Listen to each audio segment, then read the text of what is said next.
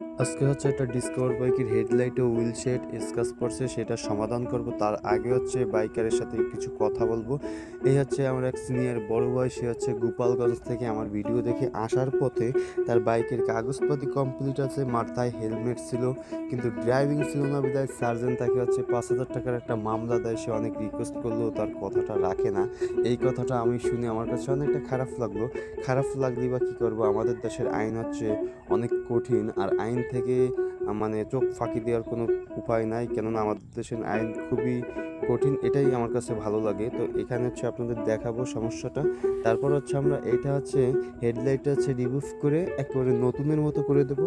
আর তার সাথে থাকবে হচ্ছে হুইল সেটের সাথে যে স্টিকারটাও আমরা নতুন একটা স্টিকার দিয়ে দেবো। ভিডিওটা ভালো লাগলে শেয়ার করে অন্যকে দেখানোর সুযোগ করে দেবেন। পরবর্তী ভিডিও পেতে পেজটিতে ফলো দিয়ে পাশে থাকবেন।